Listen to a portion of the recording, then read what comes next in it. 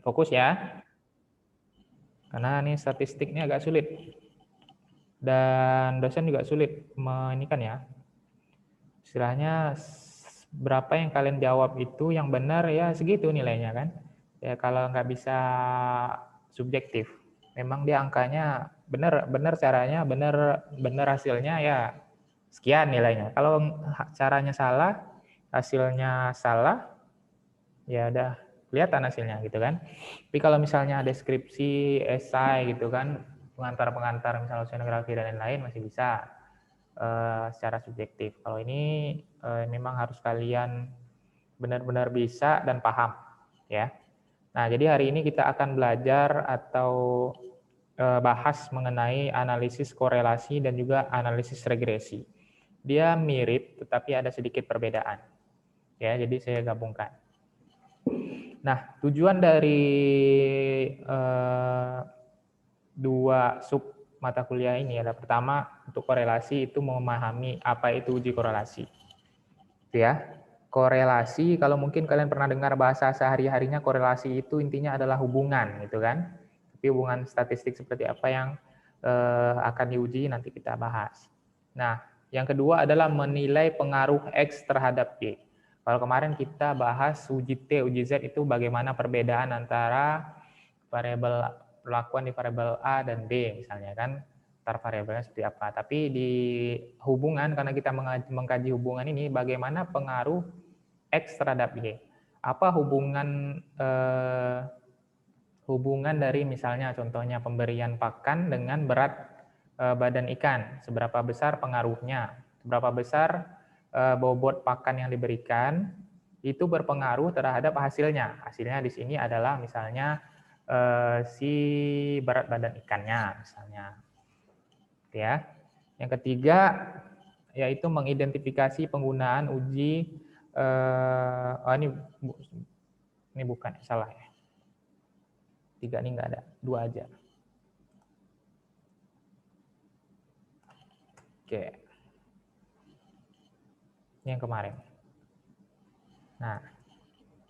Oke. Yang pertama analisis korelasi. Pertama kita bahas dulu definisinya. Analisis korelasi ini merupakan suatu analisis untuk membandingkan dua variabel atau lebih yang membahas tentang sejauh mana hubungan variasi satu variabel dengan variabel lain. Seperti saya contohkan tadi. Misalnya apakah ada hubungan antara kita memberikan banyaknya kita berikan pakan terhadap benih ikan dengan berapa bobotnya. Nah, nanti ada korelasinya. Contoh lain misalnya yang lebih luas kalau kita bicara ya, apakah ada pengaruh curah hujan, gitu kan? Apakah ada pengaruh curah hujan terhadap misalnya hasil tangkapan ikan? Nah, kan mungkin saja ada hubungannya, kita coba kan. Atau yang misalnya kalau saya pernah penelitian itu, apakah ada hubungan antara curah hujan, kemudian lama penyinaran matahari, gitu kan, kemudian suhu atau temperatur udara, itu kan banyak tuh faktornya itu. Terhadap yang saya kaji itu adalah bagaimana pertumbuhan dari anakan mangrove. Nah, atau yang kedua lagi yang saya kaji itu yang faktor-faktor cuaca tadi, faktor cuaca iklim tadi terhadap survival rate. Nah, survival rate itu kelulus hidupan, misalnya dari 10 atau ada 100 bibit mangrove gitu kan, berapa persen yang hidup. Nah, itu kita kaitkan dengan faktor cuaca dan iklim dan faktor-faktor lain. Nah, itu kita cari hubungannya. Nah, gitu ya. Nah, hubungan ini analisis regresi juga mengkaji hubungan, tetapi ada perbedaannya. Perbedaannya adalah hubungan yang kita maksud ini adalah apakah hubungan itu bersifat sebab akibat atau tidak. Nah, contoh sebab akibat misalnya tadi, kalau kita memberikan pakan ikan, gitu kan, sebab kita memberikan pakan, pasti bobotnya makin bertambah. Kan ada sebab dan akibat, gitu kan. Kita berikan pakan, dan itu berakibat langsung terhadap beratnya. Ngerti? Kalau nggak ngerti, ini ya, komen. Ya. Belum, Pak. Belum. Ada nggak menurut Gusti ya, kira-kira kalau misal kita semakin banyak kita beri pakan, semakin banyak Gusti makan. Oke ya, Gusti ya ceritanya. Semakin banyak Gusti nih, setiap hari makan 1 kali 4 hari, 1 hari 4 kali, gitu kan? Makannya porsi besar. Ada nggak hubungannya nanti terhadap berat badan Gusti di hari selama 1 tahun ke depan misalnya? Ada nggak? Ada, Pak. Kolesterol, Pak. Nah, kolesterol misalnya kan, dan pertambahan berat badan. Dan itu kan ada sebab akibatnya. Kenapa si Gusti dapat penyakit kolesterol dan berat badannya naik? Karena sebabnya adalah si Gusti ini makannya diberi makan tadi banyak gitu kan, dalam sehari bisa 4 kali. Nah, itu ada hubungan sebab akibatnya. Paham? Paham, Pak. Nah, ada juga hubungan itu tapi tidak terkait dengan sebab akibat gitu ya. Contohnya panjang ikan terhadap berat badan ikan. Tidak selalu panjang ikan itu menyebabkan, tidak selalu ya, tidak ada hubungannya itu kan, sebab akibat antara panjang ikan terhadap berat badan ikan. Karena kita lihat misalnya kan panjang ikan, ada yang ikan itu memang panjang tetapi berat badannya itu bukan pengaruh dari panjangnya kan gitu. Tapi kadang ada hubungannya gitu. Dia ada hubungannya, semakin panjang gitu kan, berarti berat badannya semakin berat. Tetapi panjang itu bukanlah sebab gitu ya, bukanlah sebab si berat badan itu meningkat. Paham? Paham? Iya, Pak.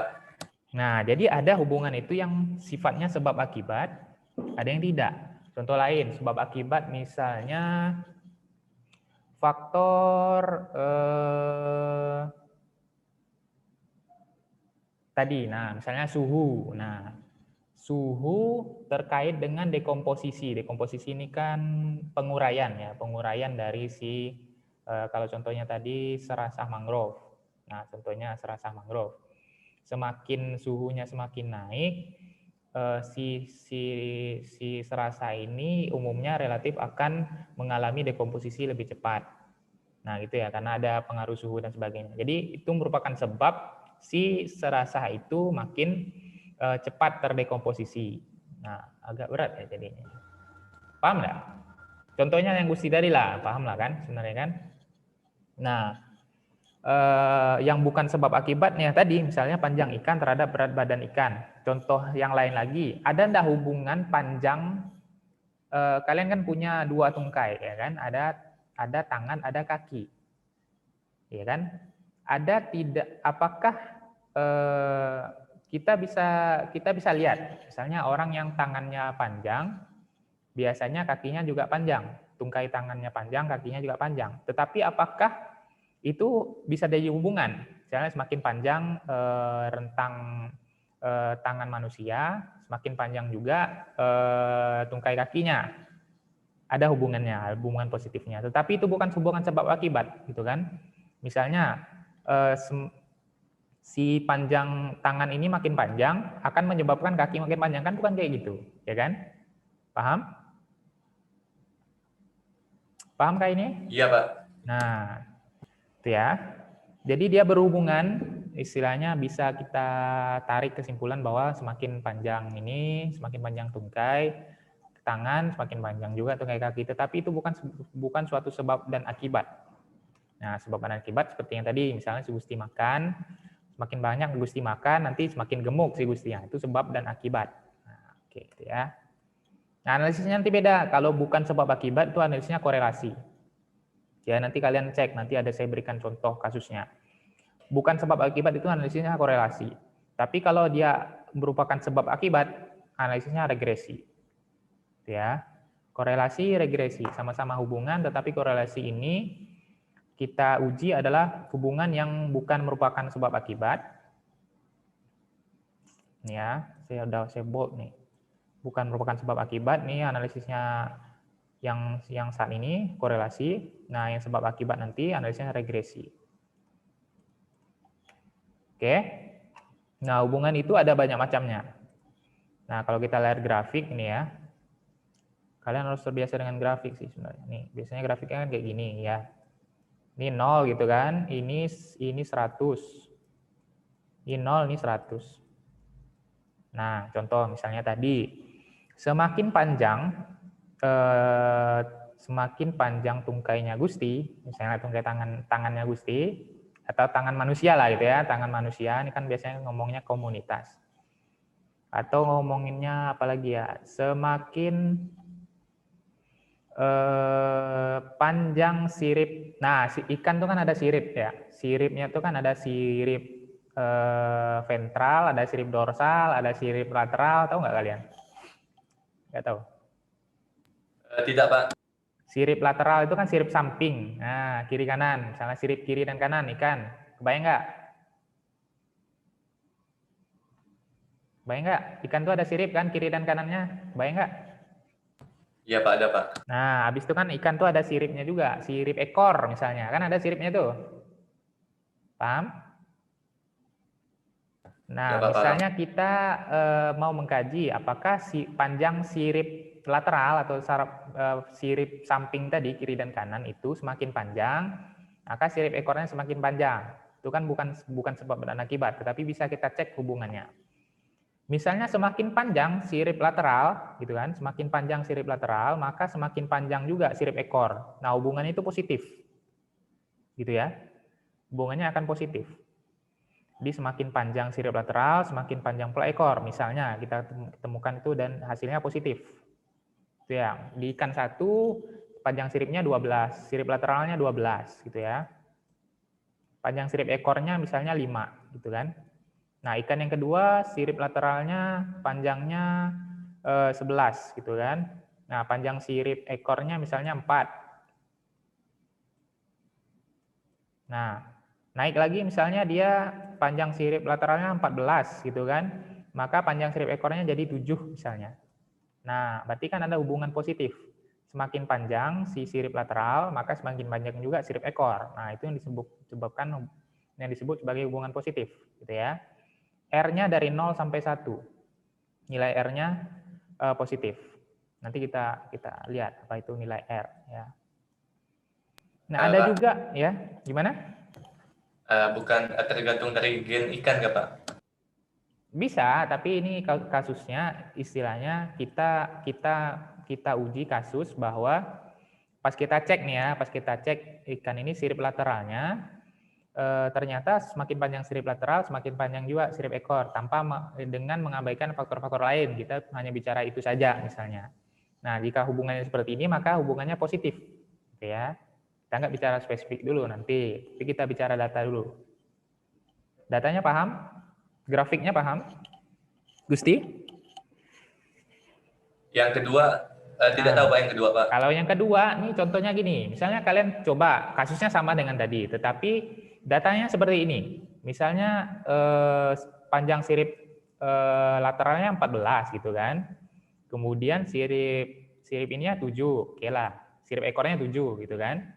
Nah, kemudian 12, sirip ekornya malah 8 misalnya kan. Nah, kemudian 11, panjang sirip lateralnya, sirip ininya 5 misalnya. Nah, kalau ini kan kalau kita lihat sekilas dia nggak ada hubungannya kan? Paham? Dia random aja, acak aja gitu kan. Kalau ini ada hubungannya, semakin tinggi, semakin panjang sirip lateral, semakin panjang juga sirip ekor. Kalau ini semakin panjang sirip lateral, ininya variasi gitu kan? Nggak semakin panjang juga, nggak semakin pendek juga. Paham? Nah, ini yang kayak nomor 2 nih ya. Grafiknya gini dia. Dan dia nilai R-nya 0, berarti dia nggak ada korelasi. Paham? Gusti, paham nggak? Yang lain? Gimana? Mencoba memahami, Pak. Jadi kita mau cari hubungan, intinya kita punya penelitian, kita mau cari hubungan antara misalnya tadi panjang sirip lateral dengan panjang sirip ekor. Kalau ini kan jelas, yang kasus yang pertama, kasus A ini semakin panjang sirip lateralnya, semakin panjang juga sirip ekor, ya kan? Yang kedua ini semakin panjang sirip lateral, sirip ekornya dia random, gitu kan? Harusnya kalau dia semakin panjang, Berarti misalnya angka di sini 5, di sini 12 harusnya lebih tinggi, 14 harusnya lebih tinggi lagi. Gitu kan? Tetapi ini yang ke-12-nya dia 8, tetapi yang nilai di 14-nya dia malah turun lagi. Jadi tidak ada hubungan antara si panjang sirip lateral dengan panjang sirip ekor, gitu ya. Paham?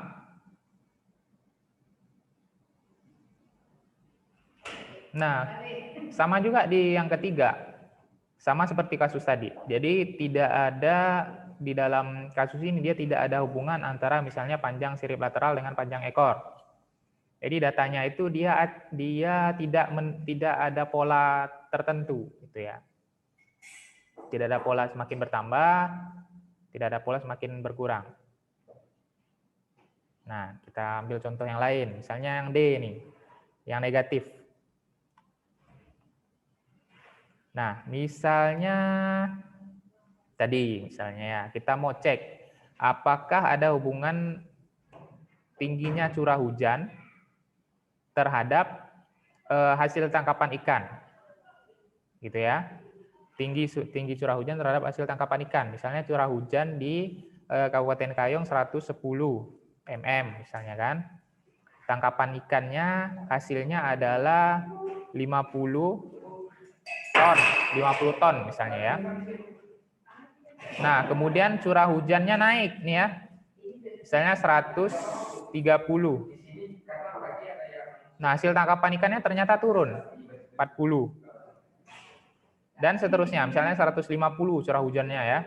Lebat, semakin tinggi semakin lebat nih. Kan udah kita pelajari kan, semakin tinggi semakin lebat. Nah, dia jadi turun, jadi 30 misalnya. Nah, ini hubungannya negatif. Jadi semakin tinggi curah hujan gitu kan, semakin rendah juga. Paham? Iya, Pak, paham. Nah, itu ada hubungan positif, ada hubungan negatif, dan tidak ada, dan istilahnya tidak ada hubungan. Lama juga berarti ini penjelasannya ya. Nah, alat analisisnya adalah tergantung skala dan jenis hubungan. Jadi nanti ada beberapa kategori skala, jenis dan hubungan, dan ada pendekatannya. Nah, yang kita akan coba kaji di sini adalah korelasi Pearson dan Spearman. Ini udah kita pelajari kemarin kan, chi square atau chi kuadrat, ini hanya tabel ringkasan aja. Jadi nggak dalam bentuk analisis. Ya. Jadi kita akan kaji skalanya numerik dan numerik. Maksudnya tadi numerik ini berarti ada angka realnya. Misalnya angka curah hujan 110, 120, 130, kemudian hasil produksi hasil tangkapan ikannya 50 ton, 60 ton, 70 ton. Nah, itu sama-sama numerik skalanya. Berarti yang kita pakai adalah korelasi Pearson-Spearman.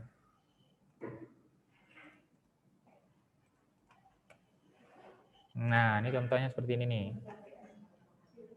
Ini rumusnya, jadi kalian hanya perlu catat ini rumusnya. Nah, di mana nilai rumusnya ini nilai yang ini x y ini ya, ini penjelasannya. x yang ini nih, yang ini dia. Ini, yang ini dia. Ya, nanti kita coba ininya. Nah, seperti tadi bahwa nilai R tadi dia rentangnya dari -1 sampai 1. Ya, tadi kan ada hubungan positif, ada hubungan negatif. Hubungan positif itu dari 0 sampai 1, ya kan, angkanya positif. Hubungan negatif ini dari 0 sampai -1. Nah, semakin ke angka 1, nilainya nanti misalnya kalian dapat 0,9, 0,95, 0,8 di sini misalnya kan. Maka hubungan itu semakin kuat. Itu ya. Semakin mendekati 0, hubungan itu semakin lemah. Ini. 0 dia tidak berkorelasi sama sekali. 1 korelasi atau hubungannya sangat tinggi, gitu ya. Nah, contoh kasus yang ketiga tadi bahwa semakin tinggi curah hujan, semakin rendah hasil tangkapan ikan gitu kan. Hujannya semakin lebat, ikannya semakin lari misalnya. Misalnya akan temukan kayak itu. Misalnya hasilnya kalian dapatkan -0,8 atau -0,9, berarti dia korelasinya kuat tetapi nilainya negatif gitu ya. Jadi semakin tinggi curah hujan, misalnya hasil tangkapan ikannya erat kaitannya semakin rendah hasil tangkapan ikannya, misalnya gitu. Nah, kalau kalian dapatkan hasilnya dari rumus ini, misalnya minus 0,1, minus 0,2 di sini misalnya, berarti dia hubungannya ada hubungan tetapi lemah, gitu ya. Paham?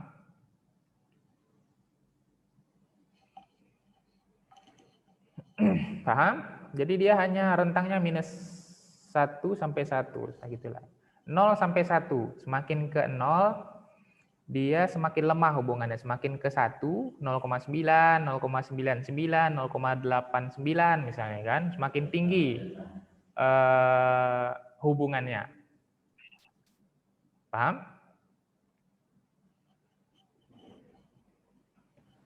Iya, Pak. Nah, oke ya. Sekarang kita lanjut. Nah, ini cara menghitungnya nih. Oke. Mana nih? Nah, sekarang ada soal, ya kan? Ada si mana nih? Soalnya tadi sama tadi kan. Jumlah pakan yang diberikan, misalnya Gusti punya tambak udang, ya kan? Gusti memberikan pakan ke masing-masing tambaknya. Kan ini tambak 1, tambak 2, tambak 3, tambak yang keempat. Ya. Nah, Gusti ini memberikan di tambak masing-masing tambak itu beda pakannya. Ikannya sama, ya, sama-sama ikannya sama, jumlah ikan dalam tambaknya sama. Tambak yang pertama Gusti kasih pakan seminggu, ya, seminggu itu 2 kilo. Nah, tambak yang kedua seminggu 1 kilo, tambak yang ketiga seminggu 5 kilo, tambak yang keempat nggak dikasih 0, sekian misalnya kan. Nah, yang kedua, yang Y ini adalah hasilnya, ya, hasil akhirnya. Nanti hasil akhir dari si ikannya, berapa beratnya nanti hasil akhirnya setelah 2 bulan, 3 bulan Gusti membudidayakannya. Nah, tambak 1 itu hasilnya 500 kilo, ya, tambak 2 hasilnya 300 kilo, tambak ketiga hasilnya 600 kilo, tambak keempat hasilnya 200 kilo. Paham soalnya? Paham? Paham, Pak. Nah, jadi cara mengerjakannya adalah untuk mendapatkan nilai koefisien korelasi tadi, nilai R tadi, yang 0 sampai 1 tadi, kita buat tabulasi seperti ini. Nah, nilai X dan Y ini di total. Ini 2 tambah 1 tambah 5, 8. Gampang kan? Ini total dari nilai X. Atau total dari jumlah pakan. Ya. Ini total dari hasilnya. Berapa ratus kilo. 5 tambah 3 tambah 6 tambah 2, 16. Ya. 5 tambah 3, 8. 8 tambah 6, 14. 14 tambah 2, 16. Di sini. Paham ya? Nah, yang ini X dikuadratkan aja. Jadi 2 kuadrat, 2 pangkat 2 ini kan 4 hasilnya. 1 pangkat 2, 1 hasilnya. 5 pangkat 2, 25 hasilnya. 0 pangkat 2, 0 hasilnya. Paham yang ini? Paham, Pak. Nah, yang Y sama. 5 pangkat 2, 25. Ya. 5 pangkat 2, oke. 5 pangkat 2, 25. 3 pangkat 2, 9. 6 pangkat 2, 36. 2 pangkat 2, 4. Gampang? Paham? Saya agak cepat lah, nanti bisa diulangi kok, saya udah rekam. Ya? Nah, kemudian yang XY ini adalah X dikali Y. Yang ini ya. Jadi nilai X dikali nilai Y. Jadi 2 dikali 5, 2 dikali 5, 10. Itu kan? 1 dikali 3, 3. Saya clear dulu. 1 dikali 3, 3. 5 dikali 6, 30. Ya kan? 0 dikali 2, 0. Nih. Tambah. A, B, C, D aja lah ya. A, B, C, D. Paham? Paham? Gimana? Kemudian yang nilai 30 ini adalah hasilnya aja. 4 tambah 1 tambah 25. 4 tambah 1, 5. 5 tambah 25, 30. Gampang. 25 tambah 9 tambah 36 tambah 4. Kalian cek lah kalau pusing di kalkulator. Hasilnya 74. Ya, ini sigma dari X, sigma dari Y, sigma dari X kuadrat, sigma dari Y kuadrat. Nilai yang ini nih, tambahan jumlah yang ini. Ini sigma. Cara menyebutnya ya, sigma atau jumlah dari Y kuadrat. Jumlah dari Y kuadrat. Ini hasil di Y ini dijumlahkan, hasilnya 74. Nah, itulah sigma Y kuadrat atau jumlah dari Y kuadrat. Sama dengan yang lain juga. Ya, ini jumlahnya 43. Paham? Jadi tinggal masukin rumusnya aja nanti. Ya. Jadi rumusnya adalah R ini sigma XY, nih kan, sigma XY, kalian masukin ke sini, nilainya 43, nih. Dikurang sigma X, nih kan, sigma X. Nah, dikurang 8, bisa dikalikan dengan, ini sama, ininya jangan dirubah-rubah, yang kalian cek angkanya aja, jangan rubah angkanya. 16, ini adalah sigma Y. 4 ini jumlah sampelnya. Udah. Minta tolong Bang. Langsung ngajar ya, tadi selesai rapat. Nah, ini jumlah sampelnya, jumlah tambak si Gusti tadi kan, berarti jumlah si Gusti punya tambak 4 tambak, A, B, C, D. Nah, ini jumlahnya nih 4. Kalau datanya ada 5, A, B, C, D, E, berarti ini 5 nih. Paham? Paham kan? Paham, Pak. Nah, dibagi ini kan, dibagi nih. Dibagi akar dari 30, ini si sigma dari X kuadrat ini nih. Nah, jadi saya berikan tabel, kita buat dalam tabel gini, kalian gampang. Kalian hanya lihat aja nilai angka di sini nih. Paling yang bingung biasanya 4 nih. 4 ini dari mana sih? Nah, 4 ini adalah nilai N. Nanti cek rumusnya di slide sebelumnya tuh. Oke ya. Nah, ini tinggal masuk-masukkan aja. Nanti kalian hitung pakai kalkulator. Nah, ini dihitung dulu ya. Nah, ini harus tahu juga pengoperasian matematika nih. Jangan kalian 43, kalian kurangi 8 dulu, baru kalian kali 16. Sesat hasilnya kan. Tapi 8 kali 16 dibagi 4 dulu, itu kan berapa hasilnya nanti tuh. Baru 43 dikurang hasil yang di dalam kurung ini. Ya, hasil yang dalam kurung ini berapa. Nah, itu ya. Sama yang di bawah juga nih, dalam ini dikerjakan dulu, yang ini. Kerjakan dulu. Ya, ini juga dikerjakan dulu. Nah, hasilnya adalah 0,930. Ini hasil kayak di SPSS nih. Jadi kalau nolnya dia nggak sebut. Jadi titik 930 sama aja dengan 0,930.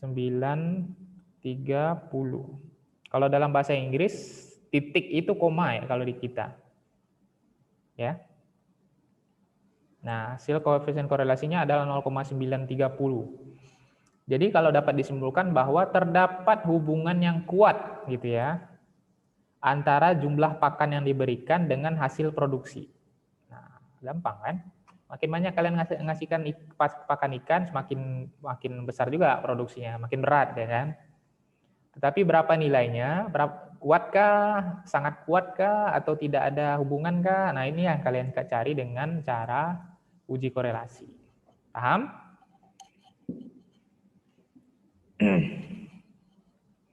Paham nggak? Ya, Pak. Nah, grafiknya dia seperti ini. Misalnya, cara membuat grafiknya lagi ya. Kalau misalnya nilainya 0 nih, nilai X, ini nilai X, ini nilai Y. Nah, kalau dia 0, X-nya nilainya 0, maka nih kan, 0 nih. Maka nilai Y-nya 2. Ini kalian titik di sini nih. Saya beri titiknya warna kuning. Nah, kalau dia nilainya 1, X-nya, ini kan nilai X nih ke kanan nih. Nilai kanan nih X, nilai X-nya 1 nih sekarang kan. Nilai Y-nya berapa? Nilainya 3. Nilai Y-nya 3 nih. Nah, berarti ini 3 nih. 3 nih, kasih titik di sini nih. Kemudian nilai X-nya berapa sekarang? 5. Ya, 5. 5 nih 0 1 2 3 4 5 di sini nih, 5. Nah, nilai Y-nya berapa? Nilai Y-nya 6 ya. Nah, 6 di sini. Nah, sama dengan tadi ini. Nah, kita lihat ada hubungan positif gitu ya. Semakin tinggi nilai X, semakin tinggi pula nilai Y. Semakin tinggi Semakin banyak kita memberikan pakan, semakin besar pula hasilnya. Itu membaca grafiknya. Paham?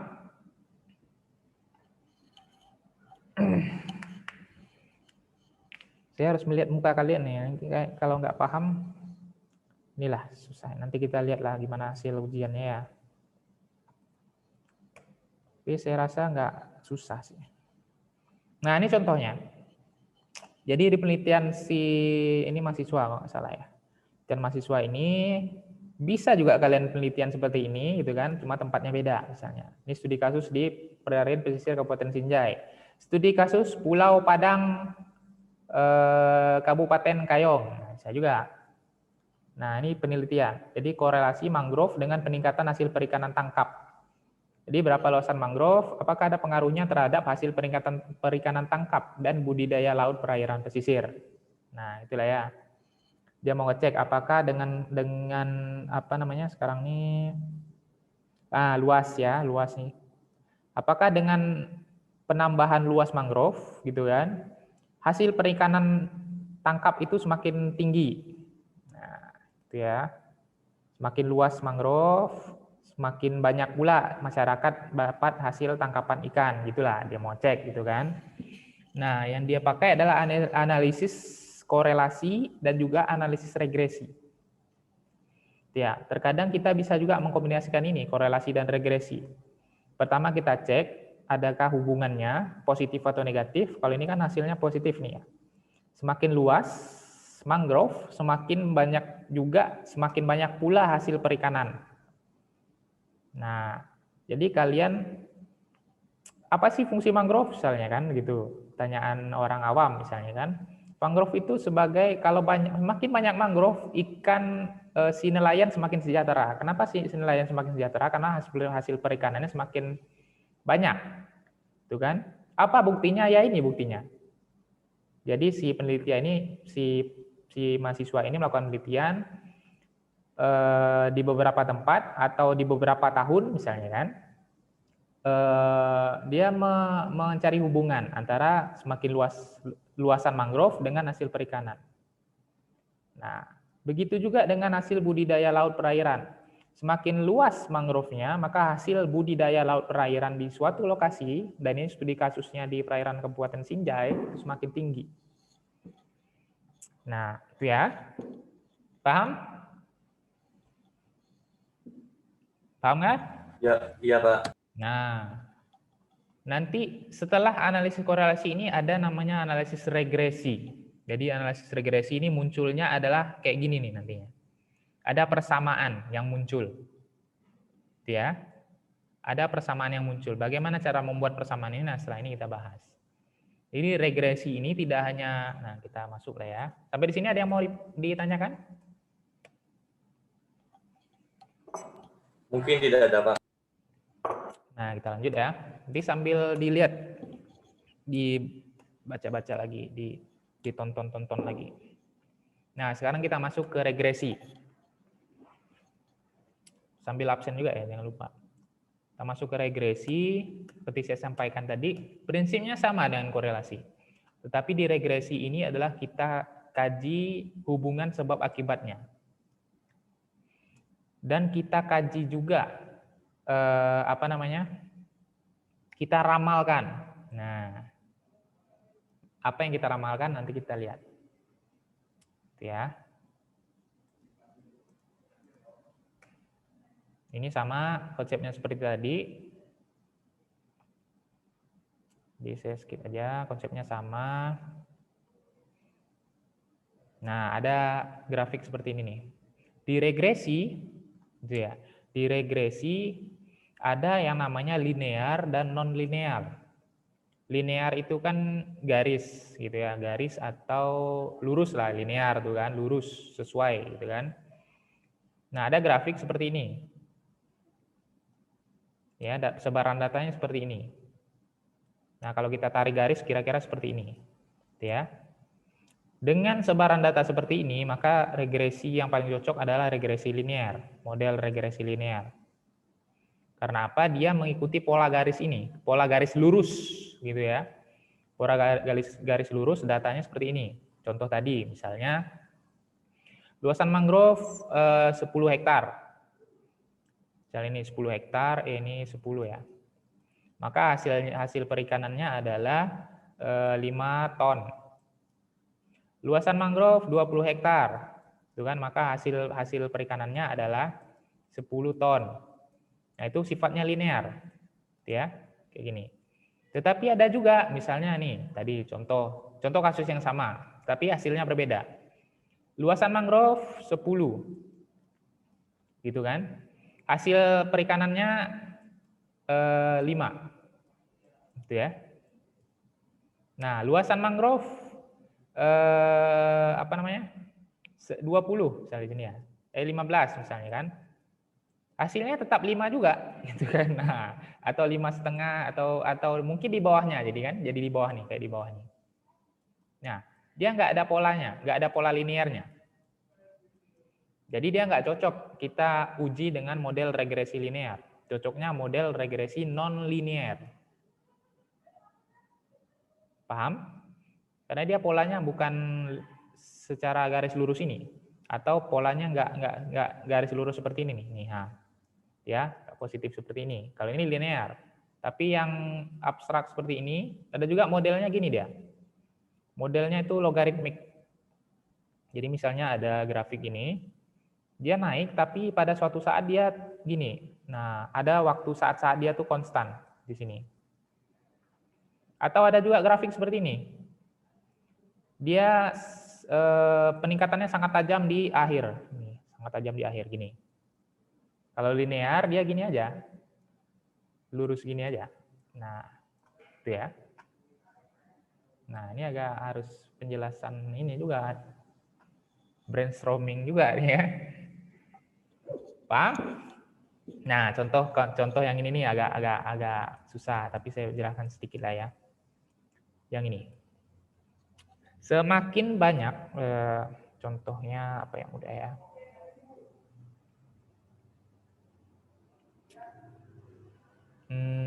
Nantilah, ini agak panjang nih ceritanya. Nanti kalian makin bingung. Intinya adalah ada model data. Ya, kalian plotkan dulu di dalam grafik. Kalian lihat sebaran datanya. Kalau sebaran datanya seperti ini, maka ini cocoknya regresi linear. Tetapi kalau sebaran datanya seperti ini, misalnya yang B ini, atau yang ini seperti ini, atau yang seperti ini, maka dia nggak cocok linear. Pakai regresi linear. Paham? Itu aja dulu. Sedikit aja. Paham? Gimana? Pusing? Ini kalau statistik kalian pergi itu ngantarin ibu kalian, nah habislah sudah. Ya. Kalian nggak merhatiin, nah habis. Kalau yang lain mungkin bisa gitu kan, lihat di internet gitu kan. Lihat di gimana cara nyarinya, tetapi kalau kalian nggak ngedengerin kuliah statistik, nah otomatis ya yang dengerin aja belum tentu bisa gitulah kalau statistik begitu ya. Gimana, paham nggak?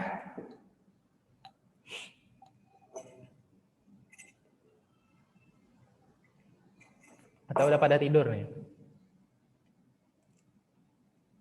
Ada yang mau ditanyakan? Halo? Mungkin tidak, Pak. Ya. Nah, ini sama seperti tadi. Jadi kita lihat datanya seperti apa dan yang cocok di mana? Regresi linear kah? Regresi logistik? Nah, itu nanti spesifiknya nanti kita pas nanti kalian mulai penelitian lah cocoknya seperti apa datanya. Nah, untuk analisis regresi ini ada beberapa tahapan. Ya, pertama kita cek dulu, kita uji. Kita bisa melakukan uji T, uji ANOVA. Contoh kasusnya seperti yang sudah kita jelaskan di pertemuan-pertemuan sebelumnya. Kita uji dahulu. Apakah ada perbedaan antara variabel A dan B, itulah gitu ya. Kemudian kita buat model, sesuai model, dan kita lihat seberapa kuat hubungannya, seberapa lemah hubungannya, gitu kan, dan kita buat modelnya. Nah, sederhananya gitu. Kita masuk ke contoh aja. Nah, ini apa namanya? Ini rumusnya. Ya, rumus itu tinggal kalian masukin aja, nggak usah pusing. Walaupun kelihatan ribet, tapi nggak, nanti kalau udah dijalani nggak ribet. Saya buat juga kalian bisa mengerjakannya tanpa ribet. Gitu ya. Nah, yang paling penting adalah ini. Regresi itu ada persamaannya. Ini persamaan regresi linear baru ya. Regresi itu ada banyak, ada logaritmik, ada power gitu kan, ada banyak lah pokoknya. Tapi yang kita bahas yang paling sederhana adalah regresi linear. Persamaannya adalah Y sama dengan A ditambah BX. Kalian hanya perlu ingat itu aja.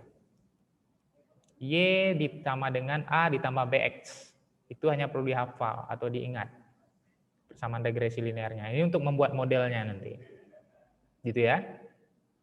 Nah, regresi logaritmik, eksponensial, power itu beda lagi. Nah, itu macam-macamnya lagi. Persamaannya beda lagi. Ini kita bahas ini adalah persamaan regresi linear. Y sama dengan A ditambah BX. Cukup itu aja. Nah, yang perlu kita cari adalah nanti B, nilai B, dan nilai A. Nilai B, nilai A, dan nilai B. X ini tetap X saja. Y tetap Y aja. Gitu ya. Nah, nanti kita lihat bagaimana aplikasinya. Nah, cara mencarinya nih rumusnya nih ya, cari B ini rumusnya, cari A ini rumusnya. Yang ini lebih enak kayak. Ini sama, kan atau nih. Bisa nyarinya pakai rumus ini, bisa pakai rumus yang ini. Nah, nilai cari R kuadrat, tadi R kan kalau korelasi, sorry ini koefisien regresi. Regresi.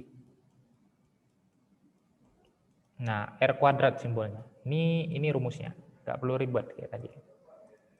Kita masuk ke contoh. Nah, siap? Nah, kita masuk ke contoh. Manajer permasalahan suatu perusahaan minuman sari rumput laut ingin mengetahui hubungan antara temperatur udara dan jumlah penjualan. Ya, untuk itu dia mengumpulkan data tentang temperatur udara dan jumlah penjualan. Ini yang paling gampangnya yang kedua misalnya. Siapa ya? Firda pengen mengecek. Firda ini jualan es krim, ya kan? Firda jualan es krim. Apakah ada hubungan suhu kota Pontianak nih, dia kan jualan es krimnya di kota Pontianak. Suhu di kota Pontianak panas nggak di suhunya nih ada 27, 30, misalnya 28, semakin panas. Apakah ada pengaruh terhadap penjualan es krim dia misalnya. Nah, itu hubungannya sebab akibat. Makin panas, orang makin gerah, makin mau cari yang dingin-dingin, salah satunya es krim misalnya. Nah, si kasus ini juga sama.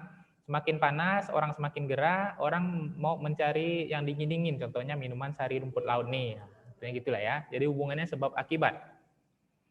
Nah, datanya seperti ini. Jadi X ini suhu udara pada suatu kota, Y ini adalah jumlah penjualannya. Jadi 27 derajat Celcius, 30 derajat Celcius, 24 derajat, dan seterusnya. Ini hasil penjualannya. Nah, soalnya adalah tentukan persamaan regresi. Yang kedua, tentukan nilai koefisien determinasi. Dan yang ketiga, nah ini yang uniknya kalau regresi ini. Misalnya temperatur udara 31 derajat Celcius. Kita bisa taksir jumlah penjualan si Firda misalnya. Ini kan nggak ada nih datanya nih. Datanya hanya rentangnya 27 sampai 30. Misalnya suatu kasus di Pontianak itu 31 derajat Celcius. Berapa jumlah es krim yang bakalan dijual oleh si Firda? Nah, itu bisa diprediksi. Prediksinya menggunakan model. Nah, contoh kasus yang real misalnya. Kita punya data suhu permukaan laut. Ya, kita punya data suhu permukaan laut. Kita juga punya data persentase koral yang memutih gitu ya. Sekarang kan kasusnya semakin tinggi suhu permukaan laut, semakin panas, koral itu semakin memutih gitu kan. Persentasenya kita tahu. Dari 2002 sampai 2020 kita punya data berapa suhu Indonesia atau berapa suhu Kabupaten Kayong Utara misalnya kan. Berapa persen koral yang memutih. Nah, sekarang kalau dibuat model, pada tahun 2024 gitu kan, dengan suhu udara rata-rata di Kabupaten Kayong diprediksi misalnya 28 derajat Celcius, berapa persentase koral yang akan memutih misalnya. Nah, itu kasus yang memang ini ya, kelautan misalnya kan. Nah, kita bisa prediksi. Itu contoh yang sederhananya aja. Kita bisa prediksi yang lebih sesuatu kasus yang lebih kompleks lagi dan menggunakan data yang sebaran data yang berbeda-beda. Tapi idenya sama. Kita bisa memprediksi di tahun sekian atau pada saat sekian, pada nilai sekian berapa sih angka yang akan muncul sebagai hasil akibatnya. Karena dia ada sebab akibat. Dan pastikan juga hubungannya adalah hubungan sebab akibat. Jika tidak hubungan sebab akibat, model regresi ini tidak akan bisa dipakai. Oke ya. Oke. Lanjut. Oke, saya bentar lagi. Nah, kita punya contoh data. Ini sama ya datanya ya. Ini 27, XY-nya 100. Jadi kalian buat tabel, kalian tabelkan seperti ini. Gitu ya. Y-nya juga seperti ini, kalian buat ke bawah 27, ya 27 nilainya 100. 27 nilainya 100 gitu ya. Kalian tabulasikannya seperti ini. Cara pengerjaannya ya. Yang nomor 1. Ini soal X dan Y. Nah, kemudian kalian buat tabel X kali Y, X kuadrat, Y kuadrat. Sama pengerjaannya tadi. X kali Y berarti 27 kali 100, 2.700. 30 kali 125, 3.750, dan seterusnya. X kuadrat adalah 27 pangkat 2, berapa? 27 pangkat 2, cek. Kalau nggak percaya. Hasilnya 729. 100 pangkat 2, ini untuk Y kuadrat ya, 10.000. Nah, kalian cek. Dan seterusnya ke bawahnya. Nah, yang ini, di bawah yang tabel ini adalah jumlahnya. Jadi 27 tambah 30, tambah 24, tambah 29, tambah 30, tambah 25. Ini hasilnya. Dan seterusnya. Gitu ya. Paham? Paham nggak? Paham, Pak. Nah, X bar atau X yang ada tanda ininya nih, tanda barnya ini. Ini menunjukkan nilai rata-ratanya. Nilai rata-rata, tahu cara nyarinya? Susah juga ya kalau kalian nggak tahu cara nyari rata-rata gimana. Nilai rata-rata itu ini, jadi ini ditambah ini, ditambah ini, tambah ini semuanya 165 kan hasilnya kan. Dibagi jumlah datanya. Jumlah datanya ada 1, 2, 3, 4, 5, 6. Jadi 165 dibagi 6. Ini X bar ini, rata-rata X gitu kan. 165 dibagi 6, hasilnya 27,5. Cek. Nah, Y sama. Jumlah ini tadi, jumlah dijumlahkan dibagi jumlah data. Ini datanya ada 1, 2, 3, 4, 5, 6. 1085 dibagi 6, hasilnya 180,8333. Paham? Paham, Pak. Nah, model regresinya kita cari A dan B. Saya tadi kan, Y sama dengan apa tadi? A ditambah BX. Nah, ya kan? A ditambah BX. Nah, ini. Y sama dengan A ditambah BX. Nah, kita cari A dan B-nya. B pertama kita cari dulu. Ya, jadi kalian nggak bisa nyari A langsung. B dulu kalian cari. B, N ini jumlah data. Tadi kan 1, 2, 3, 4, 5, 6. Atau jumlah sampel, gitulah ya, jumlah data. 1, 2, 3, 4, 5, 6. Ya. Ini N, berarti 6. Dikali sigma X dikali Y. Sigma X dikali Y ini X kali Y, jumlahnya berapa? Sigmanya. Nah, ini dia. 28, 22, 10. 22, 0. Kali. Dikurang sigma X nih kan. Sigma X, 165. Nih, sigma X. Nih. Dikali sigma Y. Yang ini. Nih. Ya. Dibagi N, jumlah data tadi, 6. dikali sigma X kuadrat. Sigma X kuadrat nih X kuadrat, sigmanya yang ini 4571. Dikurang sigma X kuadrat. Sigma X dikuadratkan. Nah, beda tuh. Kalian perhatikan ini. Dikurang sigma X nih. Sigma X kan ini nih. Ya. Fokus ke ini. Sigma X dikuadratkan. Berarti sigma X kan ini nih. 165 ini kalian kuadratkan. Nah, jadi bukan data ini yang kalian ambil ya. Tetapi sigma X nih, 165 nih kalian kuadratkan nanti. Nah, itu yang ini nih. Tapi beda dengan ini, sigma X kuadrat. Sigma X kuadrat berarti yang ini. Sigma X kuadrat yang ini, berarti yang ini dia datanya, 4571. Ya kan? Sigma X kuadrat. Ini jadi X-nya dikuadratkan dulu, nih kan, 27 kuadrat, ini dia hasilnya. 30 kuadrat, 900. Berapa? Nanti ini kalian jumlahkan, nah inilah sigma X kuadrat ini, 4571. Nah, paham cara masukinnya? Paham? Paham, Pak. Nah, jadi nilai B-nya adalah nanti ini pakai kalkulator aja, 6 dikali 28220 dikurang 165 kali 1085 berapa? Bagi 6 kali ini kurang ini, nah, hasilnya adalah minus 48,28. Nah, ini nilai B. Karena Y sama dengan A ditambah BX, ya. Jadi nilai B-nya kan minus nih. Jadi ini enggak plus lagi lah, jadinya minus 48,28. Nilai B, ini B. Nilai A-nya ini cara nyarinya gampang. A itu Y dikurang BX. Y ini Y yang rata-rata ini. Nih. Ya, rata-rata dari Y dikurang B rata-rata X. Nah, gampang kan? Nilai B-nya kita udah tahu. Jadi rata-rata Y 180,833 dikurangi nilai B kan udah dapat nih, yang ini nih. Minus 48,28 dikali 27,5 kali X nih. Nah, cari kalkulator hasilnya ini. Nah, jadi hasilnya adalah persamaannya adalah Y sama dengan A yang dalam hal ini 1508,6 dikurangi B 48,28 X. Nah, itu persamaannya. Paham? Paham, Pak.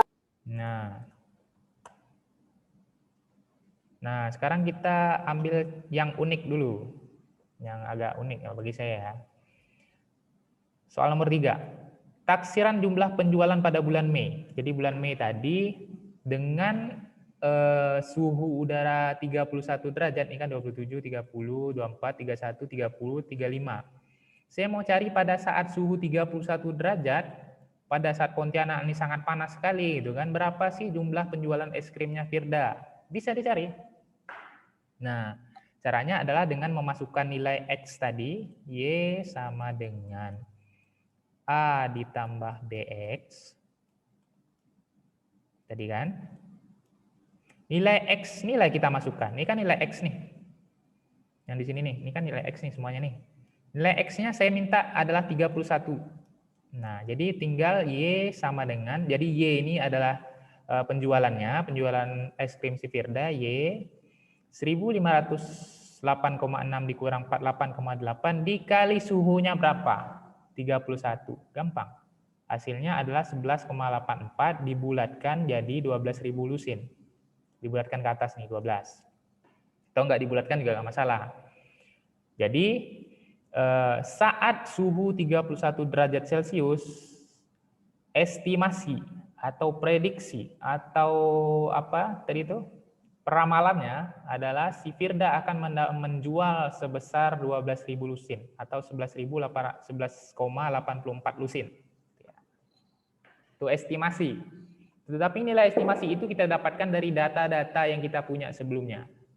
Nah, kalau kalian pernah lihat, kalau kalian pernah dengar, tahun 2030 misalnya kan, Indonesia akan mengalami kira-kira rata-rata suhu kalau sekarang 26, 27 misalnya sampai 28 gitu kan pada tahun sekian. Si lama tahunnya, tetapi dia bisa memunculkan angka gitu kan. Nah, itulah salah satunya dia pakai namanya metode estimasi, prediksi, salah satunya dengan model regresi ini. Nah, tapi model regresinya di sana agak rumit. Ini yang sederhana aja. Paham?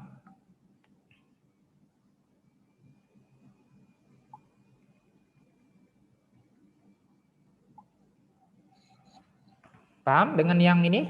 Cara mencari taksirannya? Paham?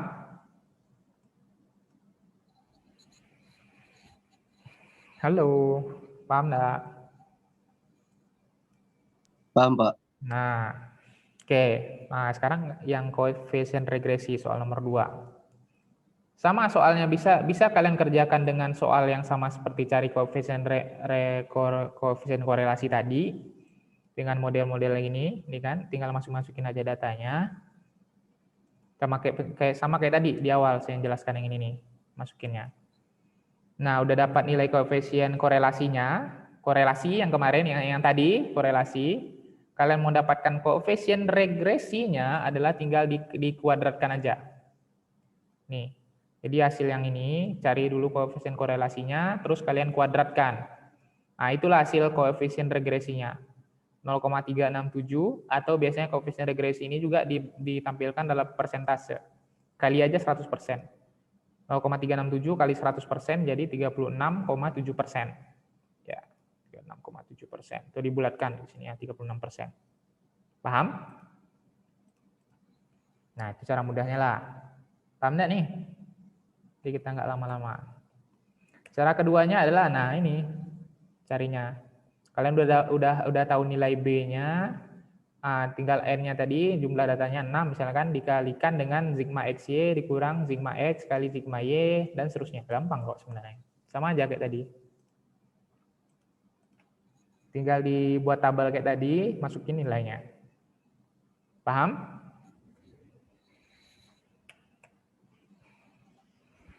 Paham? Nah, nanti ini saya pastikan kayaknya ini akan keluar di soal ujian. Jadi harap diperhatikan.